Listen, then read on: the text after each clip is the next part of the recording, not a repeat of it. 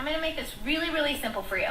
When you're dating with kids after divorce, now I have a living apart together arrangement, which means that we do not have intentions or plans on moving in together until my boys are, out of the nest. But how do you do family vacations, holidays, travel, road trips? This is so simple, and I just want to give you so much freedom to keep this super duper stable and simple.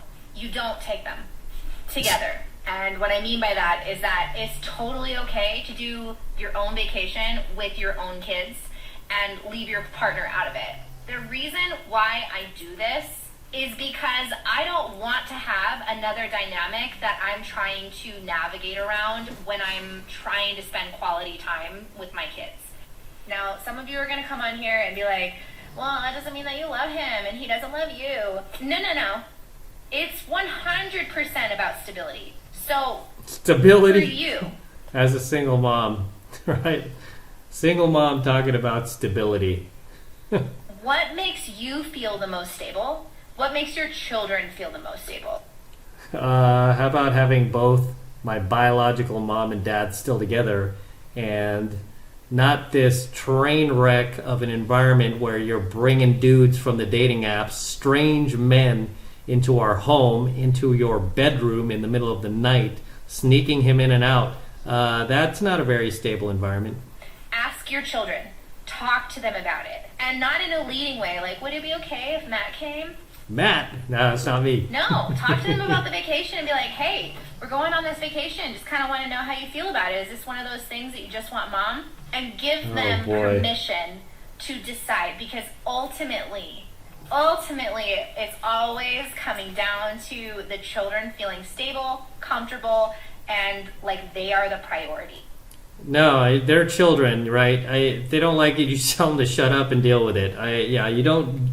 I'm tired of these parents like handing over the power to these like little kids who are like 7 or 8 years old who have no business having any power. No, you're the adult, and you need to set the boundaries, right? You're the ones who need to set the boundaries. And yes, that is Cash snoring in the background. It's been quite a while, but he's in a deep sleep because he had this big steak earlier.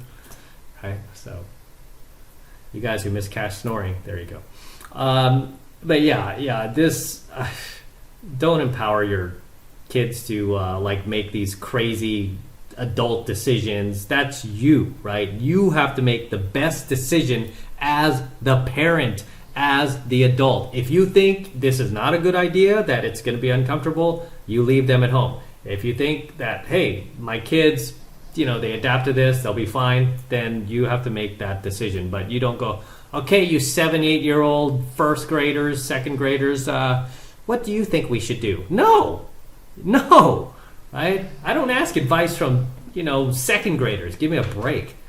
Holidays are the same for me. My children get the vote. Oh, I love boy. this person in my life, but because... What an idiot. This chick is another wokey mom, another wokey parent. She's probably the type to let them choose their gender, too. We have these boundaries in place on how we operate. Give me a break. My kids get to decide whether or not my partner comes or not.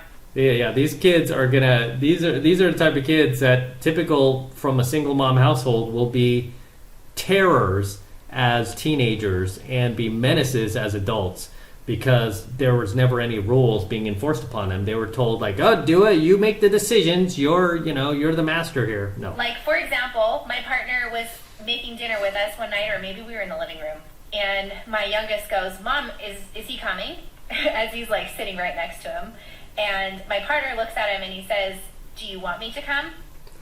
No, dude, don't ask this kid. I mean, A, this guy's a complete schmuck for dating a single mom. But B, he's an even bigger schmuck for asking permission from an 8-year-old child. Because I'm only going to come if you want me to come, but it's okay if I don't. And they always have a voice and a say in that. No, dude. She's just fulfilling her destiny here. Just following in the footsteps of another, poor parenting single mom. They're all like this, right? No boundaries, you're in charge, kids. You have a say in this too. No, you're a child. Shut up. Do it my way. Period. None of us are interested in this. You don't know anything. You don't have a job. You don't contribute to the house. You do your chores and go to sleep. push each other around and like try to be the blended happy family, whatever that means. Mom with the potty mouth too. Well, mom with her big potty mouth. So keep it super simple. What is the most stable thing you can do for yourself and for your kiddos? Don't get divorced, bonehead. You're married for a long time, it doesn't work out, you're divorced, and now you're going back into the dating pool. Be prepared, girls! It's a whole different ball game out there. Lots of different rules. Like, for example, you go on 2 or 3. No, it's the same thing. I mean, dating really hasn't changed much outside of social media and dating apps. But it's the same thing. The only thing that's different is you're no longer 18, right? You're now middle-aged. So you don't have the power you did before. So don't, flaunt around and flex like you do. Dates with these guys and they expect to get an invitation back to your house. I don't know what kind of NC-17 rated babes in Toyland house you think I live in, but okay, so I'm on a date with the guy. 3 dates, he expects to come over. 3 dates? That's long for some of these guys, man. Some guys, they expect that the first date, you being in your 40s, because you're not, you're not holding the cards anymore, lady. You're not, right? They don't need to be there. They're the ones who are doing you the favor. That's what you have to let these girls know, guys. If you're a 40-something-year-old dude and you meet a 40-something-year-old chick, or you're a 50-year-old something dude and you meet a 50-year-old chick, you have to let them know, like, I'm the one with the buying power here, right? I'm the one holding the cards. I'm the one with the leverage, not you, okay? Because I don't need to date you. I'm the one sitting here giving you charity, right? And not so many words, okay? I'm the one here doing you the favor. You are winning by being here with me. Do you understand that? You are the one who's winning, not me, okay? Not me. I just have nothing else better to do tonight. Right? You are the one who's winning. So a lot of times you just have to let these chicks know in a very subtle way. Maybe not as blunt as I was just now, but in a subtle way you have to let them know that, yeah, you're lucky to be here, not the other way around. Don't try to play this, Jedi mind trick on me that, we're still here in 1995 and I'm so thankful that I'm here on this date with you. No. It's 2023. We're the same age, and now the tables have turned. I've got the power. I've got the power. Who sang that song? I forgot who it was, but it was a great song back in the 90s. I've got the power. You remember that song? I used to work out that song. It used to get me pumped up. But now you've got the power. Okay? And you have to let these chicks know that are your age in a very subtle way that, not so fast, right? I could be dating a much younger woman, much hotter woman, much thinner woman with no wrinkles, no gray hair, no receding hairline, no turkey neck or crow's feet. I don't need to deal with this. Okay, so you have to let them know. Otherwise, they'll treat you as if, it's still 1995 and they have the power. You could come over. Okay, now the guy's back at my house. I got a 45-year-old man hopped up on brandy and Cialis sitting on my couch looking at me like I'm going to give him a good time. Is this Fran Drescher 2.0? So I said to him, unless your idea of a good time is Sophia Petrillo and the Golden Girls, it's not happening for you. Because let me tell you what I'm going to do. I'm about to fluff my satin pillow, put in foam rollers, and pour myself a nice warm glass of Metamucil, okay? Great. All right, one more. So I've been asked to give the backstory for my previous TikTok because apparently a lot of people are seeing it. So I'll try to summarize in 60 seconds.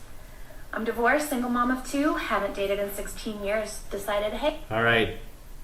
That is not a great way to start a conversation. I'm divorced, single mom. I'm out of here. That's all you need to hear. I'll give a dating app a try. Why not? So I got on to Match.com, had no Match? Are they still in business? idea what I was doing. Did she get on a Match using her AOL account? I haven't been in the dating scene. I've heard horror stories, but I gave it a shot, right? Didn't really seem invested in it, didn't really come across anybody, till I met this guy. We talked for weeks before we went on our first date. Started dating in November. She talked for weeks before going on her first date. Never do that, guys. No. I'm just not a fan of wasting that type of time. This is why I love cold approach pickup artistry, and I just forego these apps because cold approach, you see a girl, you could be anywhere. Whole Foods, coffee shop, on the street, in the mall, you name it. Boom, you just go, You cold approach her, you open her, and you see if there's a connection right then and there. And if there is, boom, Starbucks, grab a coffee, or wherever, food court, wherever you are, right? Go on an Insta date, and you're off and running. And if it's not clicking, then it's not clicking, and you can just cut it off right then and there. You're on to the next. You don't have to spend weeks. This is a very, very very slow process for meeting women.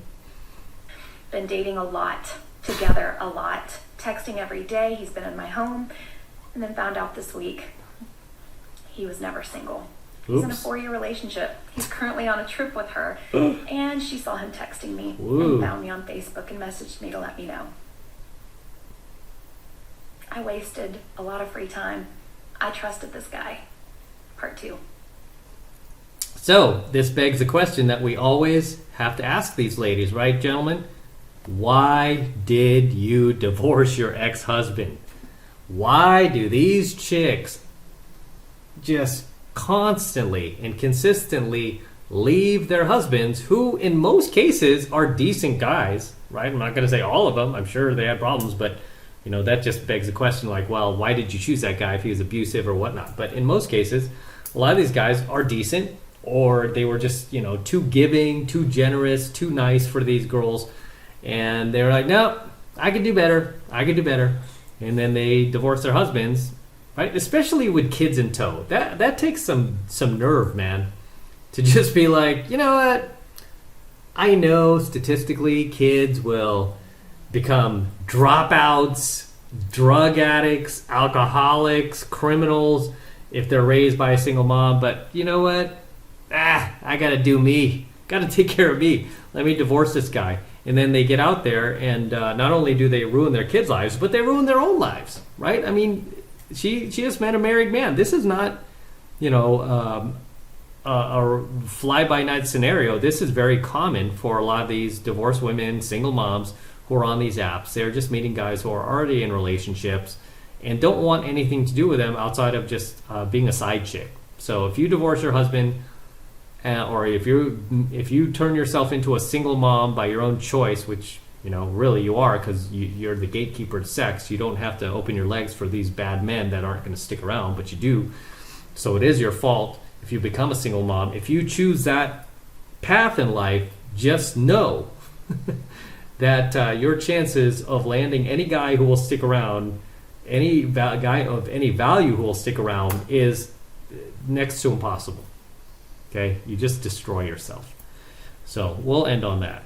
I'm going to wrap up here. Until next time, this is M from the 33 Secrets, signing out here from my garage with the DeLorean. And don't forget to smash that like button below. Also, hit that notification bell right next to it so you're notified whenever I release a brand new coaching video here on the YouTube. More importantly, guys, please make sure you subscribe to my channel. Helps me out a ton when you subscribe, so please make sure you're subscribed to my channel as well, so it helps with the YouTube algorithm. And for you guys who want to support my work and all of this red pill, gold pill, and platinum pill content that I'm teaching you even further, the best way to do that is by jumping into my monthly online coaching program, 7 Months to Mastery, where I am teaching guys just like you how to go out there and approach and close the youngest, hottest, and most beautiful looking women on the planet. I'm talking about 8s, 9s, and 10s, same exact type of women that myself and my students all over the world are out there cold approaching every single day. And I kid you not, every single day we're making things happen, and I want you to join us. I want you to become one of us. And right now, it's only $1 for the entire first month of coaching lessons from me. It's just $1. It's really easy to sign up. All you need to do is click that link below in my description box. It will take you over to my website where you could get signed up right now. It just takes 2 seconds. So do that now, and I will see you in my next coaching video.